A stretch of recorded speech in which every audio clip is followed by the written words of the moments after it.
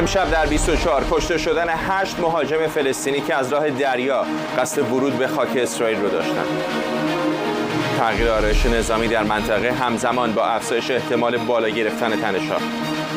Make no mistake. We will defend our people. We will defend our security swiftly and decisively. وزیر خارجه آمریکا میگه با ادامه تنش‌ها از سوی تهران پاسخ واشنگتن قاطع و سریع خواهد بود. صحبت‌های آنتونیو گوترش در جلسه شورای امنیت سازمان ملل خشم اسرائیل رو برانگیخت.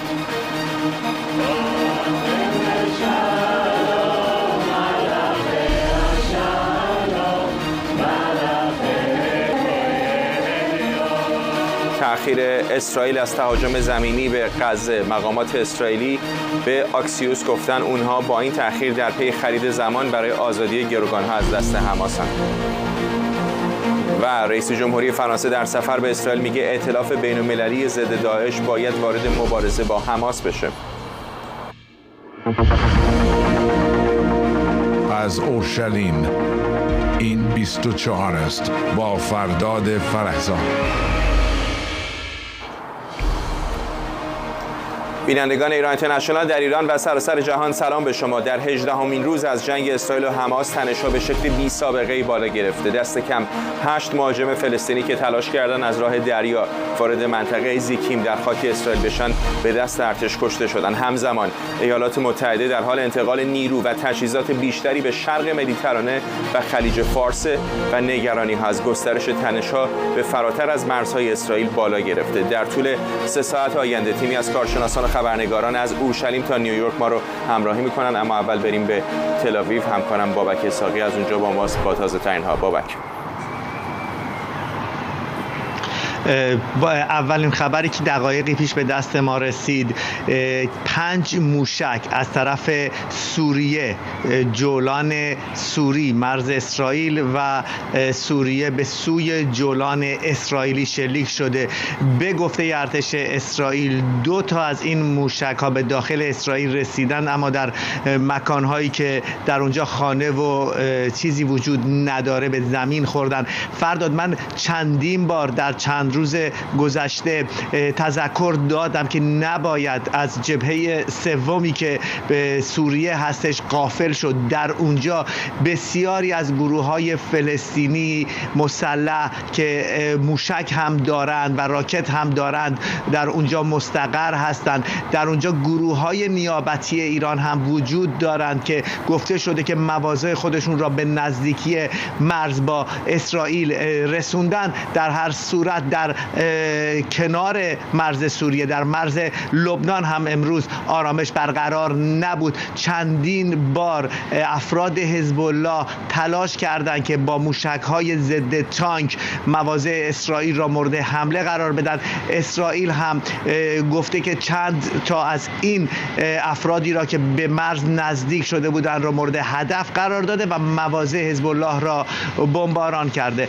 اما آنچه که امروز در غزه گذشت، از سوی موشک پرانی های حماس دوباره شدت گرفت. امروز مراکز اسرائیل را موشک های حماس مورد هدف قرار دادن و همچنین در جنوب اسرائیل. اما آنچه که بیشتر از همه ذهن هم نوار غزه و هم اسرائیل را مشغول کرده مسئله سوخت هست. فرداد، سوختی که دقایقی پیش سخنگوی ارتش گفت که حاضر نیست که قطره‌ای سوخت به نوار غزه برسه، زیرا او میگوید که این سوخت به ماشین جنگی حماس خواهد رسید و نه به شهروندان غزه. از سوی از در نوار غزه میگویند که اگر این سوخت به ما نرسه بیمارستان ها نمیتوانند که دیگر وظیفه خودشون را اجرا کنند. سخنگوی ارتش گفت اگر بیمارستان ها سوخت میخواهند از حماس بگیرند، سوختی که او از سازمان ملل، از سازمان اون را مربوط به سازمان ملل در نوار غزه هفته پیش دزدیده. در هر صورت ایالات متحده میگوید که اسرائیل باید که این سوخت را به مردم غزه برساند، مسئله که به نظر میاد که یک اختلاف نظری هم بین اسرائیل و ایالات متحده ایجاد کرده. فرداد، ممنونم از تو بابک اسحاقی، خبرنگار ما در تل‌آویو با ما. بیننده پوشش ویژه برنامه 24 هستید در تلویزیون ایران اینترنشنال از جنگ اسرائیل و حماس.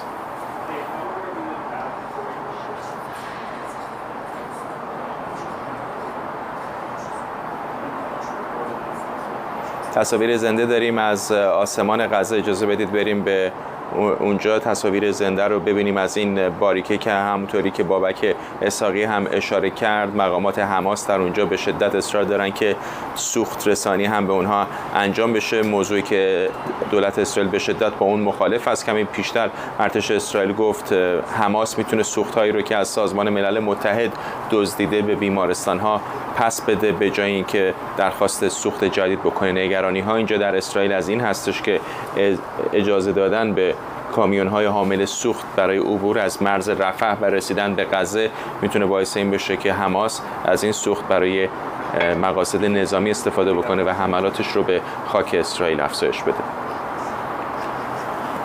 آکسیوس به نقل از 2 مقام اسرائیلی گفته این کشور تهاجم زمینی به غزه رو به عقب انداخته تا برای انجام مذاکرات درباره آزادی گروگان‌های در دست حماس زمان بخره. یک مقام ارشد اسرائیلی به این وبسایت خبری گفته هم اسرائیل و هم آمریکا حاضرن در قبال آزادی زندانیان از سوی حماس اقدامات متقابلی انجام بدن. در این گزارش آمده مقامات اسرائیلی به واسطه‌های مصری گفتن اگر حماس خواهان معامله گروگان هاست باید تمام زنان و کودکان رو آزاد کنه. بیننده پوشش ویژه ما هستید. از 18مین روز درگیری‌ها بین اسرائیل و گروه حماس کمی پیشتر هم در نیویورک در مجمع عمومی سازمان ملل متحد سخنان آنتونیو گوترش دبیر کل سازمان ملل متحد با واکنش‌های گسترده نماینده اسرائیل روبرو شد. اینجا در اسرائیل هم واکنش‌ها زیاد بوده به حرفای آقای گوترش که به شکلی گفته که اقداماتی که حماس انجام داده در خلأ نبوده. میشه حد زدش که چقدر این خشم مقامات اسرائیلی رو برانگیخته با توجه به اینکه اونها حماس رو یک سازمان تروریستی میدونن. اینجا در اورشلیم میر جاودانفر تحلیلگر مسائل اسرائیل به ما پیوسته. آقای جاودانفر، بسیار شاکی هستند مقامات اسرائیلی از حرفای آقای گوترش. و حقشون. اگر ما به حمله کرده بودیم به سازمان آزادی بخش فلسطین بدون هیچ دلیل میشد فهمید، چون سازمان آزادی بخش فلسطین با وجود اینکه ما اختلافاتی باشون داریم اونا میخوان واقعا ایده 2 کشور برای 2 ملت رو قبول دارن، ولی وقتی یک گروه فاشیستی دینی که واقعا برای ما مثل نازی ها هستش از غزه پا میشه میاد 1400 نفر مردم ما رو میکشه و بعد آقای گوترش خودش میدونه که هدف حماس بیرون راندن یا کشتن یهودیان، نه فقط اسرائیلیا، یهودیان در این سرزمین هستش. پس من نمیفهمم که ایشون واقعا نظرشون چی هستش و چه فکری کردن، چجوری اصلا فکر کردن قبل از اینکه همچین حرفی رو زدن یا نه. واقعا در اسرائیل یکی از چیزایی که ما الان بهش بیدار شدیم و اتفاقا جالبه که حماس خودش هم الان اعتراف میکنه این هستش که ما داشتیم خودمون رو فریب میزدیم که حماس داره عوض میشه، حماس داره یک گروه از جوونی که بدون مسئولیت بود و هر کاری دلش میخواست میکرد عوض شده الان یک آدم بالغ هستش، مسئولیت پذیر هستش، دلش میخواد وضعیت مردم غزه رو بهتر کنه. ولی خود حماسی هم میگن اینجوری که ما اینجوری خودمون رو جلوه دادیم تا اسرائیلیا رو گول بزنیم. پس ببخشید من نمیفهمم آقای گوترش. جالب اینه میگه اتفاقا 2017 بود دیگه این منشور جدیدشون رو نوشتن اگر اشتباه نکنم حماس. همون موقع هم آقای نتانیاهو اگر یادتون باشه همین حرفو میزد که اینا فقط ظاهرشون میخوان عوض بکنن و یه چهره جدیدی از حماس نشون بدن، ولی نخست وزیر آن موقع و الان اسرائیل میگفتش که اینا همچنان یک گروه تروریستی هستند. ما به خودمون دروغ گفتیم. ببخشید من به خودم دروغ گفتم. وقتی میگم ما، من خودم هم شامل ما میکنیم که به خودمون دروغ گفتیم. در این حال ویدیوها میومد از غزه که دارن به بچه‌هاشون یاد میدن کشتار یهود رو، نفرت به دین یهود رو و ما فکر میکردیم من ببخشید میگم من، حالا بقیه رو بذارید که اینا مثل تو ایران بود شعار میدادن، مثلا راه قدس از کربلا میگذرد، میگفتیم این الکی شعاره، شما چجوری میخوای برسی به قدس؟ شما به کربلا هم نمیتونستی برسی، زمان آیت الله خمینی منظورمه. حالا اینا الکی شعاره، ولی بعد از دست دادن 1400 نفر از هموطنان عزیزمون ما فهمیدیم که اینا شعار نبود. واقعا با قصه و با خیلی غم به شما همچین چیزی میگم. ما هنوز تو شاک هستیم، ما الان تو پست تروما هستیم، چندین سال طول خواهد کشید. مردم غزه هم تو پست تروما هستن، مطمئنم که اونا هم میکشن. ولی وقتی که رهبران حماس میان میگن که مردم ما شهادت رو دوست دارن و خودشون در ترکیه و قطر زندگی میکنن و این حمله رو میکنن، بعد خودشون میرن تو زیرزمینایی که ساختن ولی نمیذارن مردم خودشون تو این زیرزمینا بیان. ببینید با کی، ببینید ما با کی طرفیم که میاد حدود 400 کیلومتر به نقل خودشون، البته 500 کیلومتر به نقل خودشون، بگیم نصفش 250 کیلومتر زیرزمین بتونی ساخته ولی مردم خودش رو اجازه نمیده برن اون تو. ببینید ما با کی طرف هستیم و در این حال ما همیشه سعی میکنیم بر اساس قوانین بین المللی قبل از حمله ما اخطار میدیم که برن.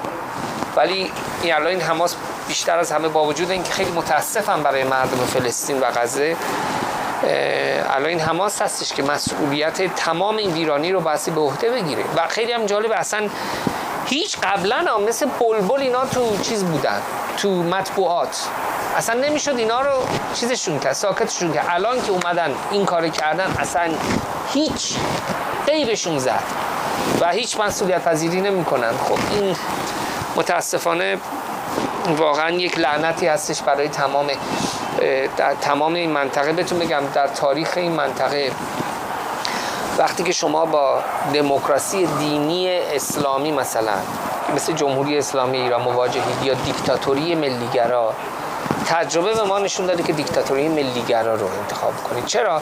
چون وقتی گروه‌های دینی میان میگن ما انتخابات میخوایم، انتخابات واقعی فقط یه باره.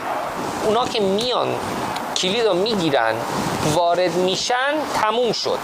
بعد کشور رو با دیدگاه‌های خرافاتی دینی که اصلا خیلیشون با دین انطباق نداره نابود میکنن.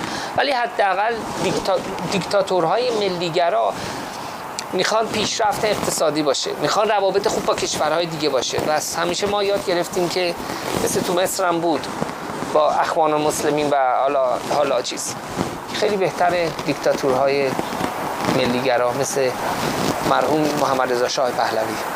به نظر میاد که این رویکرد یه جورایی شاید شبیه داستان ایرانه. این رویکردی که گروه‌های افراطی مثل حماس اصلاح پذیرن کنار گذاشته شده. الان دولت اسرائیل هم به دنبال تغییر رژیم هستش در غزه، ولی از یک طرف دیگه هم می‌بینیم از همه جبهه‌های دیگر هم گروه‌های نیابتی دارن حمله میکنن. حالا کم و کیفش به کنار، از شمال لبنان دوباره همین یک ساعت پیش از سوریه در نزدیکی جولان موشک پرانی کردن که اسرائیل واکنش نشون داد. چقدر فکر میکنید که اگر واقعاً به جد اسرائیل به دنبال محو حماس از غزه باشه ممکنه جبهه‌های دیگری باز بشن؟ احتمالش وجود داره. همونطور که قبلا هم به شما عرض کردم، واقعاً جمهوری اسلامی ایران الان دستپاچه شده تا حدی. اینا فکر نمی‌کردن که اسرائیل انقدر جدی باشه در قاطعیت جواب دادنش و جمهوری اسلامی اصلا به نظر من فکر نمی‌کرد که آمریکا وارد بشه. اینا فکر کردن که آمریکا گفت بای بای به خاورمیانه و اصلا رفت سر اوکراین و چین و چی اصلا کی فکر می‌کرد تو جمهوری اسلامی که آمریکا بخواد در میاد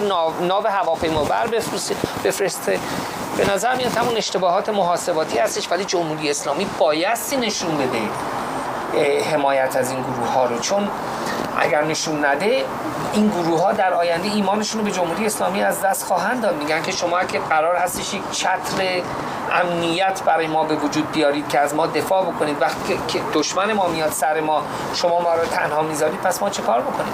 پس جمهوری اسلامی بایستی نشون بده. ولی در این حال برای جمهوری اسلامی ایران ببخشید این مسئله آسون نیست، چون اقتصاد در خیلی وضعیت بدی هستش و مردم ایران هم این سال 1980 نیستش که صدام به کشور ما جنگ تحمیل کرد. از اون وقت خیلی آب زیر پل گذشته. مردم ایران عوض شدن، اکثریت مطلقشون دوست ندارن جمهوری اسلامی رو. پس وقتی که جمهوری اسلامی حمایت نداره از مردمش، سخت الان بخواد تصمیم بگیره وارد جنگ میشه برای دفاع از حماس. ممنونم از شما مهر جاودانفر، کارشناس مسائل اسرائیل اینجا در اورشلیم با ما.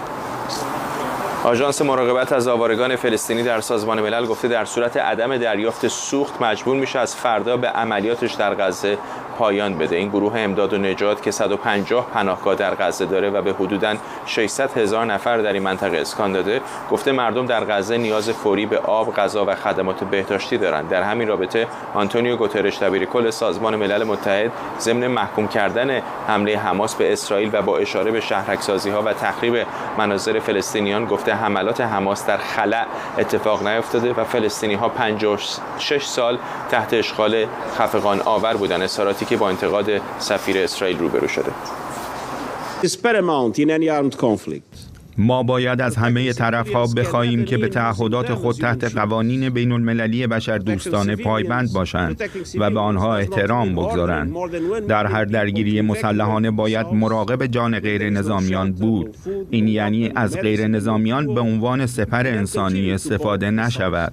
حفاظت از غیر نظامیان به معنای دستور دادن به بیش از 1,000,000 نفر برای تخلیه شهر و رفتن به جایی نیست که در آن پناهگاه، غذا، آب، دارو و سوخت وجود ندارد و سپس به بمباران در جنوب هم ادامه داد. من عمیقاً نگران نقض آشکار قوانین بین المللی بشردوستانه‌ای هستم که در غزه شاهد آن هستیم. بگذارید واضح بگویم، هیچ یک از طرفین این درگیری مسلحانه بالاتر از قوانین بین المللی بشردوستانه نیستند. سفیر اسرائیل در سازمان ملل به سخنان گوترش در این مورد که حمله حماس به اسرائیل در خلا و بدون زمینه‌های قبلی اتفاق نیفتاده واکنشی تند نشون داده. گیلاد اردان گفته دبیرکل سازمان ملل باید استعفا بده مگر اینکه امروز فوراً عذرخواهی کنه. I would like to salute. آقای وزیر، من به تصمیم شما برای لغو ملاقاتتان با دبیرکل سازمان ملل احترام می‌گذارم. اما چرا این جلسه باید لغو میشد؟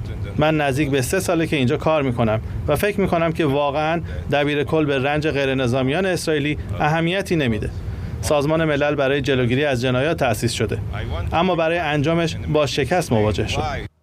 آقای دبیرکل، شما اخلاق و بی‌طرفیتون رو از دست دادید، چون وقتی میگویید این حملات در خلا اتفاق نیفتاد، تروریسم را تحمل میکنید و با تحمل تروریسم اونو توجیه میکنید. تأسف برانگیزه که چنین انسانی با چنین دیدگاه‌هایی در رأس سازمانی است که بعد از هولوکاست تأسیس شد. دبیرکل باید استعفا بده مگر اینکه امروز عذرخواهی کنه. همکارم مریم رحمتی از مقر سازمان ملل متحد در نیویورک به ما پیوسته. مریم، اختلافاتی در این اندازه کم سابقه است اگر بی سابقه نباشه؟ فرداد دقیقاً همینطوره. بعد از سخنرانی آنتونیو گوترش و واکنش گیلاد اردان سفیر اسرائیل، الی کوهن وزیر خارجه اسرائیل که برای شرکت در نشست شورای امنیت سازمان ملل به مقر سازمان ملل اومده بود، دیدارش رو با دبیرکل سازمان ملل لغو کرد. قرار بود دیدار تا دقایقی دیگر برگزار بشه، اما بیانیه صادر کرد وزیر خارجه اسرائیل و گفت که دیدارش رو با دبیرکل سازمان ملل لغو میکنه. قرار بود خانواده گروگانها هم با بعضی از مقامات بلندپایه نمایندگی اسرائیل به دیدار دبیرکل سازمان ملل برن که گفته شد که یکی از دیپلمات هایی که قرار هست از خود نمایندگی اسرائیل باشه این خانواده ها رو همراهی بکنه تا به دیدار دبیرکل برن. در واقع میشه گفت که نه قرار هست که وزیر خارجه اسرائیل و نه هم نماینده اسرائیل در سازمان ملل امروز با دبیرکل دیداری داشته باشند، دیداری که همونطور که دیدید بعد از سخنرانی دبیرکل انجام شد. فراد این سخنرانی دبیرکل نسبت به موضعش در باره جنگ اسرائیل و حماس در روزهای گذشته خیلی متفاوت بود. در اوایل محتاطانه تر حرف میزد، وقتی بیانیه صادر میکرد محکوم میکرد حمله حماس به مردم اسرائیل، گروگانگیری ها و همچنین کشتن مردم غیر نظامی رو. ولی مردم غزه شروع کرد که به همین دلیل بود که واکنش های زیادی رو برانگیخت. دبیرکل گفت که حتی جنگ هم قانون داره و در مورد حملات هوایی اسرائیل بر غزه ابراز نگرانی کرد و گفت قوانین بین المللی بشردوستانه رو نقض میکنه. به هر حال این تنها اتفاقی نبود که در این نشست شورای امنیت افتاد. این نشست با حضور وزرای خارجه کشورها برگزار شده بود. الی کوهن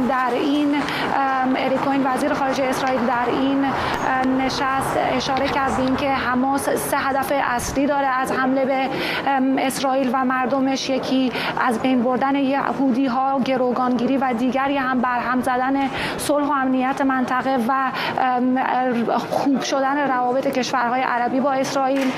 و آنتونی بلینکن هم در این جلسه حضور داشت که بخشی از صحبت‌های آنتونی بلینکن رو میتونیم با هم ببینیم. برای هیچ کس در این اتاق پوشیده نیست که ایران برای سالها از حماس، حزب الله، حوثی‌ها و بقیه گروه‌ها حمایت کرده تا اونها اسرائیل رو هدف حمله قرار بدن. رهبران ایران مرتباً تهدید کردند که اسرائیل رو از روی نقشه پاک می‌کنن. در هفته‌های اخیر گروه‌های تحت حمایت ایران به نیروهای آمریکایی در عراق و سوریه که هدفشون مقابله با داعش حمله کردند. بذارید این رو که بارها گفتیم دوباره بگم. آمریکا به دنبال تنش با ایران نیست. ما نمی‌خوایم این جنگ گسترش پیدا کنه، اما اگر ایران و گروه‌های تحت حمایتش به پایگاه‌ها و نیروهای آمریکایی در هر جایی حمله کنن، اشتباه نکنید. ما سریعاً و قاطعاً از افرادمون حمایت می‌کنیم. ما از امنیتمون دفاع می‌کنیم. اگر شما هم مثل آمریکا گسترش جنگ رو نمی‌خوایم، به ایران علناً به طور خصوصی یا به هر طریقی بگین که جبهه دیگری به این جنگ اضافه نکنه و به متحدان اسرائیل حمله نکنه و به اونها بگید اگر این کار رو بکنه و جان غیر نظامیان بیشتری رو به خطر بندازه، شما اعضای این شورا اونها رو پاسخگو و مسئول میدونید. طوری عمل کنید که میدونید امنیت کل منطقه و فراتر از اون در خطره، چون که واقعا همینطوره. همچنان با مریم رحمتی خبرنگارمون از مقر سازمان ملل متحد هستیم. مریم، در این چند روز گذشته چندین جلسه شورای امنیت برگزار شده در مورد جنگ اسرائیل و حماس. نتیجه خاصی نداشته. درخواست کردن روز پنجشنبه در مجمع عمومی هم جلسه برگزار بشه. یه تصویر کلی به ما بده از اینکه فضای اونجا الان چطوریه.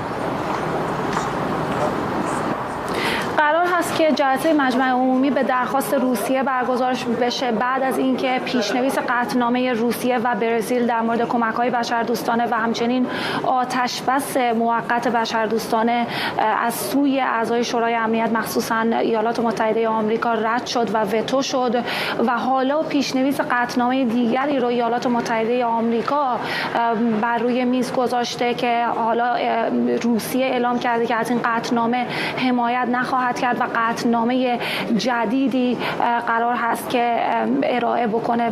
به هر حال اختلافات همچنان ادامه داره بر سر موضع کشورهای عضو دائم شورای امنیت سازمان ملل. کشورهای غربی از جمله ایالات متحده آمریکا میگن که باید در هر نوع قطعنامه‌ای که در شورای امنیت تصویب میشه حق از دفاع از خود اسرائیل در اون حتما در نظر گرفته بشه و اینکه چطور و اینکه محکوم بشه حملات حماس بر اسرائیل. از اون طرف کشورهای دیگر خواهان ارسال کمک‌های بشردوستانه هستند، خواهان آتشبس موقت بشردوستانه هستند. 6 کشور عربی از جمله عربستان سعودی، مصر و چند کشور دیگه اینجا چند لحظه پیش کنفرانس خبری داشتند که تاکید کردن بر آتشبس فوری. و یکی از نگرانی‌های دیگری که حالا خود شورای امنیت و جامعه جهانی داره گسترده شدن جنگ در خاورمیانه هست. کسانی هستند که اینجا مشخصاً و واضحاً در موردش صحبت میکنن از جمله آمریکا و کشورهای غربی که نگران دخیل شدن جمهوری اسلامی ایران هستند در این جنگ. در پیشنویس قطعنامه‌ای که آمریکا به شورای امنیت ارائه کرده یکی از موضوعات عمده‌ای که بهش پرداخته این هست که ایران، جمهوری اسلامی ایران به هیچ عنوان نباید وارد این جنگ بشه و امروز هم آنتونی بلینکن از کشورها خواست که این پیام ایالات متحده آمریکا رو به جمهوری اسلامی ایران برسونند. فرداد. ممنونم از تو مریم رحمتی خبرنگار ما در سازمان ملل متحد از نیویورک. کمیته اطلاعاتی سنای آمریکا نشستی رو درباره جمهوری اسلامی برگزار کرده. شبکه فاکس نیوز ساعتی پیش فاش کرد که با وجود محرمانه بودن موضوع جلسه، برخی از منابع درون کنگره به این شبکه گفتند تمرکز سناتورها روی تحرکات ایران و نیروهای نیابتی اون در منطقه خواهد بود. این جلسه در زمانی که ستاد فرماندهی ارتش آمریکا خبر از افزایش توان دفاعیش در منطقه میده و مقامات دولت بایدن علیه گسترش جنگ در منطقه توسط جمهوری اسلامی هشدار میدن. همکارم آرش علایی از داخل کنگره آمریکا به ما پیوسته. آرش، از روز یکشنبه اصلا ادبیات دولت هم داره تغییر پیدا میکنه. حالا این جلسه پشت درهای بسته است، ولی زمزمه ها چه میدونیم در مورد اون؟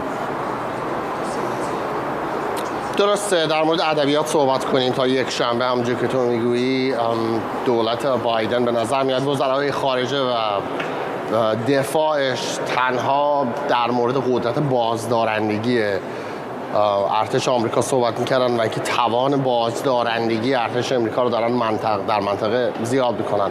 از اون موقع تا حالا دیدیم حملاتی صورت گرفته به نیروهای آمریکایی در منطقه که نشون میده خیلی این قدرت بازدارندگی مثل اینکه کافی نیست و امروز دیدیم لحن مقامات دولت بایدن تغییر کرد.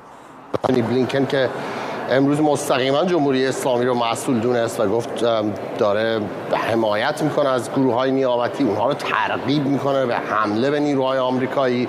گفت خبر دارن راجع به این داستان. جلسه امروزی که تو میگی در کمیته اطلاعاتی سنای آمریکا، همین الان که ما داریم صحبت میکنیم در حال اتفاق است. خب جلسه ایست که قرار بود محرمانه باشه. خود گالری مطبوعاتی سنا اعلام کرده بود به خبرنگاران ساعت 2:30 یک جلسه ای هست، ولی اینکه راجع به چه موضوعی باشد اعلام نشده بود. فاکس نیوز میگوید موضوع ایران هست و از اینجا بعد فقط میشه به گمان زنی پرداخت. در کنگره آمریکا این مرسوم هست که وقتی دولت یا وزارت دفاع حرکات در واقع مانورهایی انجام میدن، یک سری از تفنگداران رو اینور اونور میکنن تو منطقه، اگر یک سری دارن تجهیزات نظامی جدید میفرستن به منطقه، رسم است که دولت بیاید و کنگره را در این زمینه در جریان قرار بدهد. آیا با توجه به این اتفاقاتی که الان در منطقه میافتد، آیا این داستانی است که الان داره پنتاگون انجام میده برای کمیته اطلاعاتی سنا تا اونها رو به روز رسانی کنه؟ به نظر میاد که ربط داشته باشد. سیستم‌های دفاعی که آمریکایی‌ها دارن میگویند در منطقه دارن جابجا میکنن، دفاع ضد هوایی علیه پهپادها، یک ناو هواپیما بردارن، ناو هواپیما بعدی دوایت آیزنهاور. الان قبلا صحبت از این بود قرار است بره به شرق مدیترانه، الان فردا بعضی از مطبوعات گزارش میدهند که قرار است برود به دریای عمان و تا یه هفته دیگر اونجا خواهند بود. برخی از مطبوعات میگویند دلیل این که امریکایی‌ها از اسرائیلی‌ها میخواهند یک هفته فعلا به تعویق بندازند حمله به غزه‌ها این است که دوایت آیزنهاور به دریای عمان ابتدا برسد، برای اینکه امریکایی‌ها اطمینان حاصل کنند که از نیروی بازدارندگی کافی برخوردار هستند و احتمالاً نیروی تهاجمی.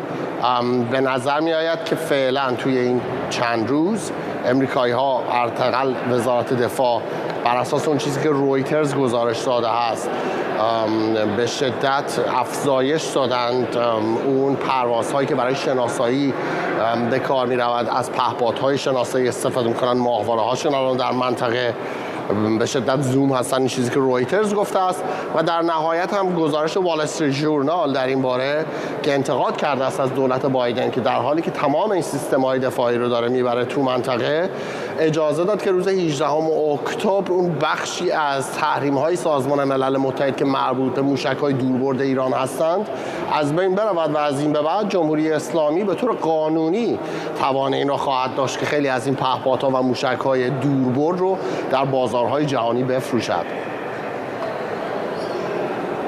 ممنونم از تو آرش علایی، خبرنگار ما در کنگره آمریکا. بیننده پوشش ویژه برنامه 24 هستید در ایران اینترنشنال از جنگ اسرائیل و حماس.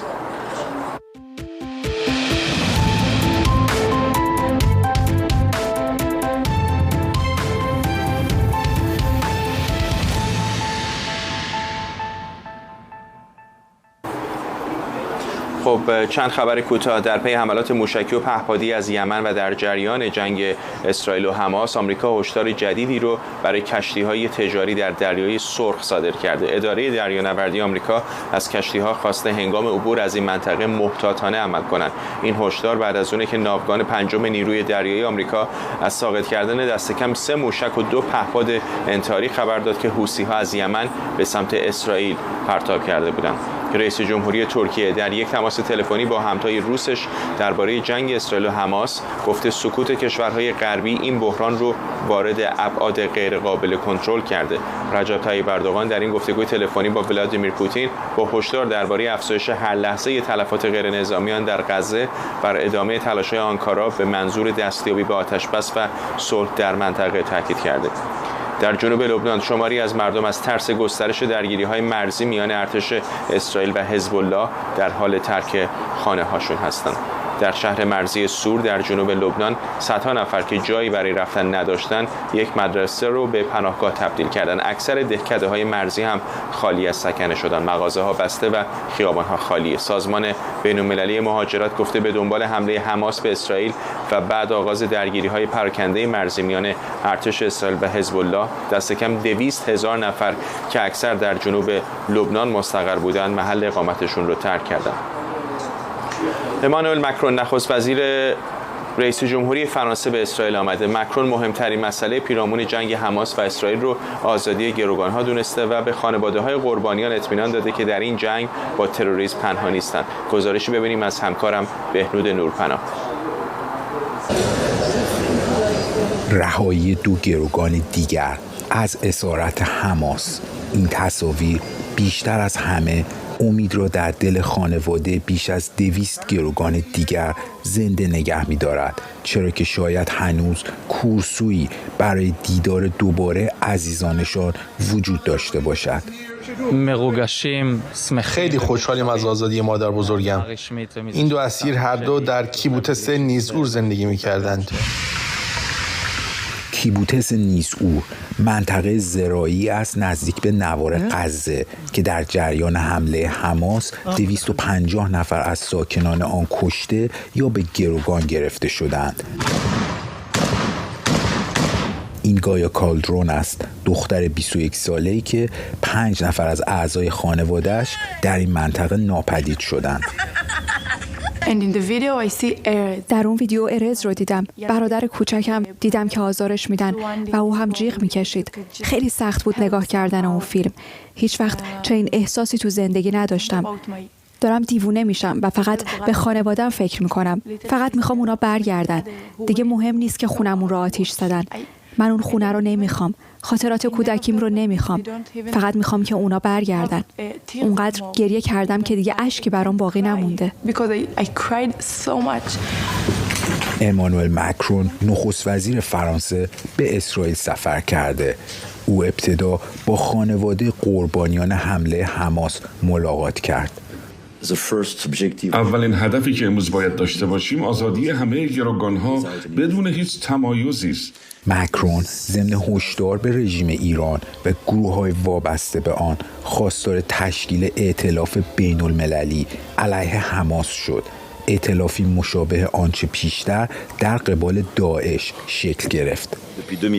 30 شهروند فرانسوی توسط حماس به قتل رسیدند. برای کشور من این مرگبارترین حمله تروریستی از سال 2016 است. این یک صفحه سیاه در تاریخ ماست. ما همچنین با اسرائیل در یک مصیبت وحشتناک شریک هستیم. مصیبت گروگانها. بیش از 200 اسرائیلی در بازداشت هستند. 9 شهروند فرانسوی گروگان گرفته شدند. این بیشتر از چیزی است که تا به حال در کل دنیا داشتیم. ارتش اسرائیل هم تصاویری منتشر کرده از بازجویی یکی از اعضای حماس. این پیکارجو میگوید در ازای هر گروگان $10,000 پاداش میگرفت. دستور داشتیم غیر نظامیان مرد رو بکشیم، زنان، کودکان و افراد مسن رو به گروگان بگیریم.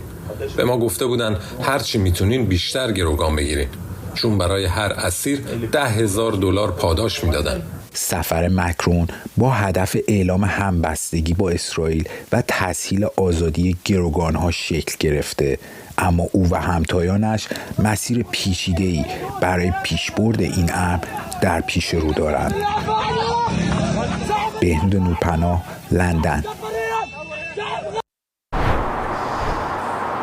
کامران متین، استاد روابط بین‌الملل در دانشگاه ساسکس از برایتون با ما. آقای متین، رئیس جمهوری فرانسه گفته که ائتلاف بین‌المللی که علیه داعش فعال بود رو الان برای مبارزه با حماس ازش استفاده بکنن. همزمان آرش نظامی آمریکا رو می‌بینیم در منطقه داره به شدت و به سرعت تغییر میکنه، چه در شرق مدیترانه چه احتمالاً در منطقه خلیج فارس. چقدر فکر می‌کنید که منطقه داره آماده میشه برای یک رویارویی شاید خیلی بزرگتر از فقط نوار غزه؟ بله، شواهد نشون میده که حداقل نیروهای اصلی غربی نزدیک به اسرائیل به خصوص ایالات متحده خودشون رو برای بدترین حالت ممکن آماده میکنن. اخباری وجود داشته که این تأخیر در حمله زمینی ارتش اسرائیل به غزه فقط به دلیل مذاکره برای آزادی گروگان‌ها نبوده، بلکه اتفاقاً تا حد زیادی بر اساس این بوده که ایالات متحده نیاز داشته که نیروهاش آرایش بده برای حالتی که جنگ گسترش پیدا بکنه و به لبنان و حتی به ایران کشیده بشه. ما حرفای آقای بلینکن رو امروز دیدیم در شورای امنیت که جمهوری اسلامی رو تهدید کرد که اگر نیروهای نیابتیش حمله بکنن اونها به شکل خیلی قاطعانه پاسخ خواهند داد. اظهارات آقای ماکرون هم خب جالب توجه بود، هرچند بعد از اظهارات ایشون کاخ الیزه یک بیانیه منتشر کردن که به نظر می‌رسید کمی به اصطلاح اون اظهاریه ایشون که این ائتلاف ضد داعش گسترش پیدا بکنه و شامل داعش بشه رو اون جنبه به اصطلاح نظامی و اینکه سربازان فرانسوی مثلا عملاً وارد عرصه نبرد بشن رو کمی کم رنگ‌تر کرد و بر مبادله اطلاعاتی یا آموزش نیروها به اصطلاح تاکید کرد، در این حال که میدونیم اسرائیل جزو این ائتلاف فعلی ضد داعش نیست. به این دلیل یک سری مقدمات بیشتری باید انجام بگیره برای اینکه این ائتلاف واقعا به طور عملی گسترش پیدا بکنه. ولی با توجه به اینکه گروگان‌های فرانسوی هم جزو این گروگان‌ها هستن که در غزه هستن، به نظر میسه آقای ماکرون هم مثل آقای بایدن سعی میکنه که ضمن به اصطلاح از طریق پشتیبانی و حمایت خیلی قاطعانه از اسرائیل بتونه که گوش شنوایی هم در دولت اسرائیل پیدا بکنه که در رابطه با عدم گسترش جنگ یا مذاکره برای آزادی گروگان‌ها به اصطلاح بهش توجه بشه و بتونه نفوذ داشته باشه روی دولت اسرائیل. همین کمی پیشتر آقای متین، پنتاگون گفته که موشک‌هایی که حوثی‌ها از سمت یمن به اسرائیل شلیک کرده بودند اگر توسط سامانه‌های پدافندی آمریکا منهدم نمی‌شدن میتونستن به خاک اسرائیل برسن. اگر از خود حرفای وزیر خارجه جمهوری اسلامی ایران بخوایم وام بگیریم، به نظر میاد که منطقه تبدیل به یک بشکه بارود شده و یک اشتباه محاسباتی فرض بکنید همین موشک‌های حوثی‌ها اگر منهدم نمیشد در هوا میتونست معادلات و همه رو تغییر بده، اینطور نیست؟ بله، خب در وضعیت این چنینی خیلی همه چیز خیلی منوط و یا مشروط به سیاست‌های عمومی دولت‌ها نیست.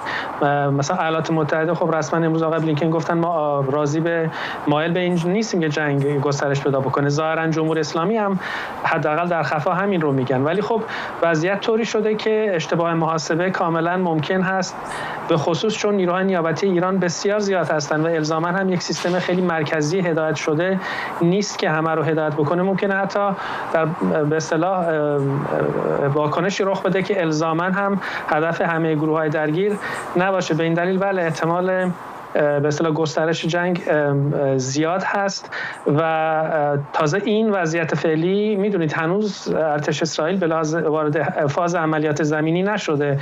ما در این وضعیت قرار دادیم. اگر قرار باشه که این حمله صورت بگیره و همچنان که مثلا ایران گفته که در صورت چنین حمله‌ای نمیتونن جلوی مقاومت رو بگیرن یا تعهدی که ظاهرا حزب الله داره نسبت به حمایت از حماس، خب همه اینها حتی خیلی بیشتر از حالت فعلی فعال میشن و امکان گسترش جنگ رو خیلی بیشتر میکنن در منطقه. ممنونم از شما. کامران متین، استاد روابط بین‌الملل در دانشگاه ساسکس از برایتون در بریتانیا با ما. سرنوشت بیش از 200 گروگان حماس برای رهبران سیاسی اسرائیل به مایه خشم و تحقیر و برای خانواده هاشون به رنجی جانکاه تبدیل شده. عفری بیباس، شهروند اسرائیل که خواهرش در گروگان حماسه، میگه زندگی براش به یک کابوس تمام عیار تبدیل شده و از انجام کارهای روزمره احساس گناه میکنه. از وقتی که اونا گروگان گرفته شدن، زندگی مثل یک کابوس شده. تصاویر همچنان جلوی چشمای من میچرخند. برای غذا خوردن احساس گناه میکنم. برای خوابیدن تو تخت خودم احساس گناه میکنم. برای بازی با بچه‌هام یا پوشوندنشون تو سرمای شب احساس گناه میکنم. با اینکه همیشه میدونستم که اون چقدر منو دوست داره، هیچ وقت نمیدونستم که خودم چقدر اونو دوست دارم. اون همیشه به من اهمیت داده. اون مثل یه مرد بزرگه، بسیار حساس و مهربون و همیشه مراقب بچه‌هاش. میخوام از همینجا بهش بگم که چقدر دوستش دارم و چقدر دلم براش تنگ شده و هر کاری که از دستم بر بیاد برای برگردوندنش انجام میدم. هرچند که تلاش من شاید چندان هم کار بزرگی نباشه. در ادامه حملات هوایی سنگین اسرائیل به غزه، ارتش این کشور مدعی شده دوشنبه اول آبان به بیش از 400 هدف نظامی در نوار غزه حمله کرده. ساق الله از بازماندگان این حمله هوایی اسرائیل به خان یونس میگه تمام خانواده و بخشی از اقوامش که از شمال غزه به خانه او پناه برده بودن رو از دست داده. این منطقه در مسیر امنی به سمت جنوب غزه است که از دیرالبلح تا خان یونس امتداد دارد. من اهل خان یونس هستم. ما از اقوام خود که در شهر غزه بودند پذیرایی کردیم. بیش از 50 تا 70 نفر در آنجا حضور داشتیم، زیرا قرار بود خان یونس در امان باشد. اما ظاهرا امن نیست. سحرگاه در خانه بمباران شده از خواب بیدار شدیم. دود همه جا را فرا گرفته و برق قطع بود. نمیتوانستیم نفس بکشیم، نمیتوانستیم همدیگر را ببینیم. ما عقلمان را از دست داده ایم. این وضعیت جنون‌آمیز است. این یک قتل عام است. بیش از 50 نفر کشته شدند. این یک قتل عام است. واقعا یک قتل عام است. من واقعا نمیدانم چی بگویم. من لال و بیزبان شدم. من تمام خانواده‌ام و مردمم را از دست دادم. بستگانی که میزبان آنها بودیم، آنها را از دست دادم.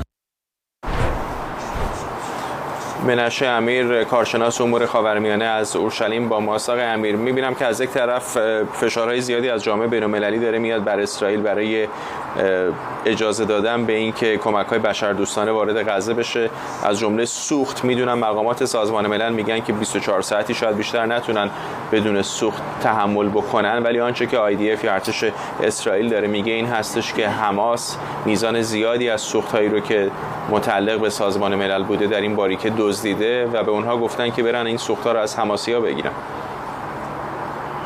بله، کاملا درست میگید و اینا اشارهشون به حادثه است که هفته پیش رخ داد.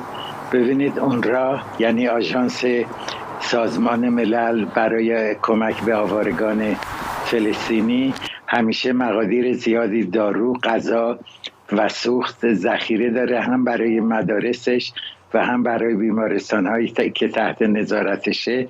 در هفته پیش کامیون‌های حماس آمدن و این سوخت‌ها و غذاها و داروها رو ضبط کردن و با خودشون بردن. تکرار میکنم اینها همه برای رساندن مایحتاج بیمارستان‌ها بود، ولی حماس میگوید که ما اینها رو برای سربازان خودمون، چریک‌های خودمون نیاز داریم. همین وقایع ممکنه که امروز در نوار غزه اتفاق بیفته. سوخت برای سوخت رسانی به ماشین جنگی حماس بسیار بسیار امر مهم است. اسرائیل سعی میکنه که به قدرت تهاجمی حماس بیشترین ضربه رو وارد بکنه و وقتی که سوخت داشته باشن این یک کمک بزرگ لوجستیک به اونها میشه. به همین جهت هم اسرائیل بسیار حساسه در این مورد. در مورد دارو و غذا و آب، اسرائیل بر این باور بوده که هر اندازه فشار بر مردم غزه بیشتر بشه، اونها میتونن بر حماس بیشتر فشار بیارن و شاید وسیله ایجاد بکنن که حملات موشکی اونها به سوی اسرائیل متوقف بشه، امری که به نظر من اصلا درست نیست. این ارزیابی اسرائیل اصلا درست نیست و حماس نسبت به سرنوشت اهالی بسیار بسیار بی‌اعتنا است. به عکس، هر اندازه که این رنج و مهنت مردم فلسطینی ببخشید بیش و بیشتر بشه، حماس مظلومیت بیشتری از خودش نشون میده و انگیزه قویتری رو ایجاد میکنه در بین مردم که باش همکاری بکنن. مشکل اساسی این است که هر اندازه بیشتر شهروندان غیر نظامی فلسطینی در غزه کشته بشن، حماس خوشحالتر میشه، خودش رو مظلومتر نشون میده و غیره و غیره. مشکل اساسی امروز مسئله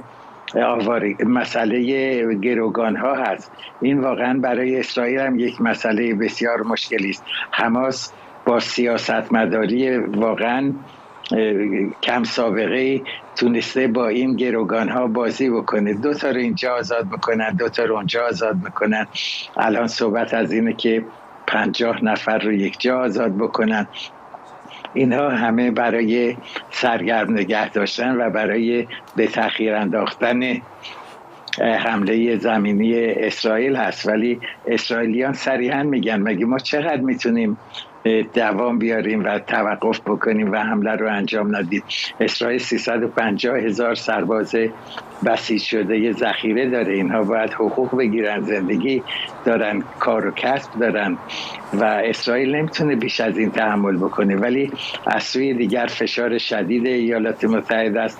در واقع تمام سفرهای رئیس جمهوری فرانسه، رئیس جمهوری ایالات متحده، نخست وزیر بریتانیا و صدر اعظم آلمان و شخصیت‌های دیگر به اسرائیل این است که فعلا دست نگه دارید ببینیم که تکلیف گروگان‌ها چی میشه. بنابراین حماس الان با استادی زیادی سعی میکنه که از مسئله فلسطین به گروگان‌ها به عنوان یک سپر امنیتی برای خودش استفاده بکنه و از سوی دیگر هر اندازه که به تعویق بیفته این حمله زمینی اسرائیل، این احتمال وجود داره که حمله اصلا صورت نگیره. این نگرانی‌ها و اختلاف نظرهایی رو در داخل اسرائیل هم در دستگاه حکومتی و هم بین دولت و نیروهای ارتشی و امنیتی ایجاد کرد.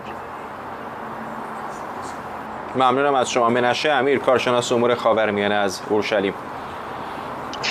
ارتش اسرائیل روز دوشنبه با دعوت از خبرنگاران اقدام به پخش ویدیوهایی کرده که از حمله حماس در روز 7 اکتبر به دست اومده. در این جلسه سخنگوی ارتش دانیل هاگاری و فرمانده سابق ارتش اسرائیل در غزه ژنرال ادلشتاین به جزئیات این ویدیوهای دلخراش پرداختند.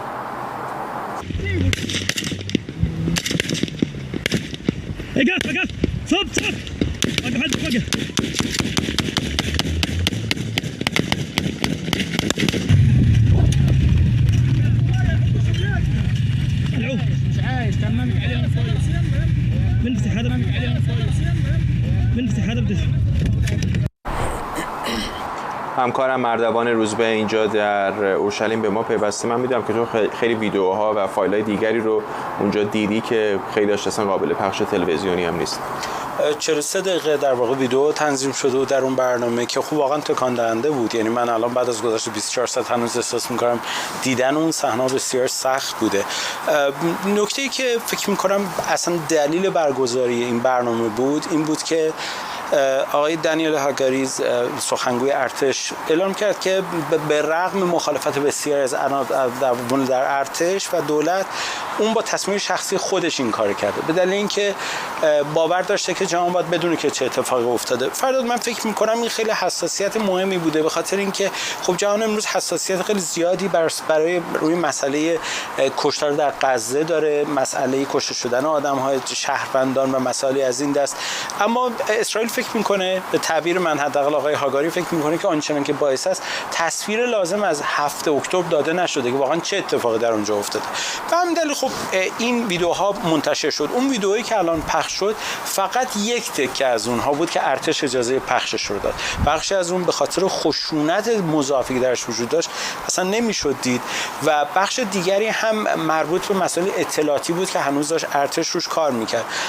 تاثیرگذاری این ویدیو به طرز عجیبی واقعا غم انگیز بود. یعنی در صحنه خود این پخش ویدیوها بسیاری از خبرنگارا حالشون بد شد و رفتن بیرون اصلا از اونجا. من همونجا بعد یه صحبتی با سخنگوی بخش عربی ارتش اسرائیل کردم و از خانم ایلای خواستم که بگه خودش چه احساسی داره. خوب این گفتگو کوتاه رو ببینیم. اون چیزی که در 7 اکتبر رخ داد تروریسم واقعیه، رویدادی علیه بشریت. اولین باری که ویدیوهای تکان دهنده رو دیدم و وقتی از مردم شنیدم که در نوار غزه چه اتفاقی براشون افتاده شوکه شدم. این رفتار نه در اسلام پذیرفته شده، نه بشریت این رفتار رو میپذیره. این چیزی نیست که هیچ انسانی بتونه بپذیره، چه دین داشته باشه چه نداشته باشه، چه مسلمان باشه چه مسیحی، چه یهودی و چه ملحد. تماشای تصویرهایی از افرادی که سوخته شدن، افرادی که ربوده شدن، کودکان، نوزادان، مادران و افراد مسن که به بدترین وجه ممکن کشته شدن غیر ممکنه. این تروریست ها از کدام دین اومدن؟ کاری که ما امروز اینجا انجام دادیم برای اینه که شما با چشم خودتون ببینید که تروریست های حماس که مانند داعش رفتار میکنن با شهروندان بیگناه کشور اسرائیل چه کردن. این فرصتیه که به تمام دنیا بگیم آنچه که از بیرحمی و قساوت ندیدید باید اینجا ببینید. זו ההזדמנות שלנו להראות לכל העולם מה שלא ראו, הם צריכים לראות את זה עכשיו גם כן. خب فرض کنید شو سخنگوی ارتش دیگه. واقعا دیدن این صحنه برای من خیلی جالب بود که واقعا این آدم واقعا میلرزید بعد از دیدن این فیلم و خیلی ها حتی از خود ارتشی ها. و موضوعی که خیلی مهم بود و به نظر میرسید که راجبش صحبت نشده این مسئله بوده که اساسا چنان قساوتی در اون عملیات به خرج داده شده که کاملا مکانیزم داشته. ژنرال ادلشتاین فرمانده سابق منطقه غزه توضیحات بیشتری راجع به موضوع داد، از جمله حتی اسنادی رو نشون داد که نیروهای حماس با برنامه‌ریزی کامل دستورالعمل داشتن در مورد اینکه چطور افراد رو باید بکشن. در بخشی از اون دستورالعمل به صراحت گفته شده هر کسی در هر جایی که میتونید باید بکشیدش و هیچ کسی رو نباید زنده بذارید. و ما در این ویدیوها کاملا میبینیم که اونها این دستورالعمل انجام دادن. فرداد یکی از صحنه‌هایی که خیلی تکان دهنده بود، چند صحنه تو این ویدیو واقعا ترسناک و تکان دهنده بود. یکی از این صحنه‌ها این بود که اینا یه دفتری رو، حالا من نمیدونم دفتر چیه، تصاحب میکنن و کسی رو که زیر میز قایم شده داره فریاد میزنه الله اکبر الله اکبر و میگه من مسلمونم و اون کسی که فیلمو داره میگیره کنار بغلیش خیلی راحت میخنده و اثر در میاره با یک گوله تو مغز آدم شلیک میکنه. یعنی میخوام بگم که تا این حد این دستورالعمل روشن بوده، هر کسی که اونجا زنده است. یا وقتی که مثلا وارد یک کیبوتس میشن، خب یه سگ یه گوشه مثلا نشسته دم تکون میده میاد و اولین کاری که میکنه سگو با گوله میبنده. یا صحنه‌ای هستش که در ارتباط با بچه‌هایی که با پدرشون هستن واقعا رقت انگیزه. این مثلا باور نمیتونید بکنین این بچه‌ها پدرشون بغلشون میکنه میدونن میرن توی یک پناهگاه قایم میشن و به نظر میسه اون حماسیه کاملا منتظری سن بودن که پشت اون قایم شده و وقتی اینا وارد میشن نارنجک رو میکشه و پرت میکنه تو و پدر کشته میشه. یکی از اون بچه‌ها کور میشه چون اون بچه کوچکتری داره میگه من چشم نمیبینه و اون بچه‌ها توی یک حال عجیبی هستن و خیلی راحت کشته میشه این پدر. یا صحنه‌های از این دست که در تمام فیلم‌ها وجود داره. جنرال ادلشتاین به چند نکته توی این جلسه اشاره کرد، از جمله که خب مدت‌های بسیار زیادی در غزه خدمت کرده و میگه من سال‌های سال با حماس سر و کار داشتم و میگه که هیچ وقت چنین تصویری ازشون ندیده بودم. اون اشاره میکنه به 2 دفترچه‌ای که در اختیار نیروهای حماس قرار گرفته، از جمله این که شرط اول در عملیات این است که به هر نحوی و در هر جایی هر کسی رو که دیدید تکان خورد بکشید. شرط دوم این که اگر کسی رو فکر کردید میتونید به اسارت بگیرید باید حتما با ماشین‌های مختلف فوری از منطقه خارج بکنید و مسئله سوم این که اگر هر کسی هم مقاومت کرد حتی از اسارا بکشید و بندازید پایین. و یکی از مسائل مهمتری هم که اینه که همونجوری که دولت داره اشاره میکنه، یعنی ارتش داره اشاره میکنه، میگه آمدانه اینها با خودشون اصلا دوربین آوردن. یعنی به عمد این دوربین رو با خودشون آوردن تا این صحنه کاملا ثبت بشه. و یکی از چیزهای دیگری که در این برنامه منو واقعا میتونم بگم متاسف کرد، صحنه بود که یک صدای ضبط شده پخش شد که یکی از این تروریست‌های حماس تماس میگیره با پدر مادرش در غزه و به پشت تلفن به پدرش میگه تو باور نمیتونی بکنی که من دست خالی 10 یهودی رو کشتم. و پدرش میگه که ماشاءالله یا یه چیزی شبیه این و بعد میگه بابا برو نگاه کن ویدیوش فرستادم، به پسرت افتخار کن، پسر تو 10 یهودی رو با دست خالی کشته. و هی تاکید میکنه مثلا و پدرش تاکید میکنه خدا تو رو نگه داره و چیزی از این. و مادرش که گریه میکنه، من یه لحظه احساس کردم شاید گریه اون مادر ناشی از رفتار این پسره، ولی در حالی که مادر داره گریه میکنه میگه از خدا میخواد که به سلامت برگرده به غزه و افتخار میکنه میگه که پسرش قاتل هستش. و این تکرار زیادیه که همون جوری که اشاره کردم در نهایت فرمانده سابق ارتش در غزه هم میگه، همون جوری که سخنگوی ارتش هم گفت ما میخوایم دنیا ببینه قبل از این که فقط به مسئله غزه بپردازه، ببینه که چه اتفاقی هم در واقع تو روز 7 اکتبر در اسرائیل افتاده و در اسرائیل چه خبری بوده که خب به نظر میرسه این ریسک بزرگی هم بوده البته برای ارتش و ترجیح اونها این بوده که اطلاعات درز نکنه، ترجیح اونها این بوده که اطلاعات بخوان نگه دارن ازش استفاده بکنن برای کسب اطلاعات بیشتر. اما خب میبینید که به قول آقای هاگاری میگه با مسئولیت خودش این کار کرده تا دنیا بدونه که دقیقاً در 7 اکتبر چه اتفاقی هم برای مردم در اسرائیل افتاده و چه خوف بزرگی هم برای ساکنان این منطقه ایجاد کرده. همین دقایق پیش شبکه آی 24 میگه که دوباره آژیر خطر مربوط به رخنه تروریست ها به منطقه در نزدیکی نوار غزه به صدا در اومده. هنوز جزئیاتش مشخص نیست ولی در بخش بعدی خبر حتما اون رو هم رصد خواهیم کرد. ممنونم از تو اردوان روزبه همکارم اینجا در اورشلیم با ما و ما هم آرام آرام میرسیم به پایان این بخش از برنامه 24 ولی کوشش ویژه ما در ساعت‌های پیش رو هم همچنان ادامه خواهد داشت. فعلا این بخش رو با تصاویری زنده از آسمان تاریک غزه به پایان میبریم.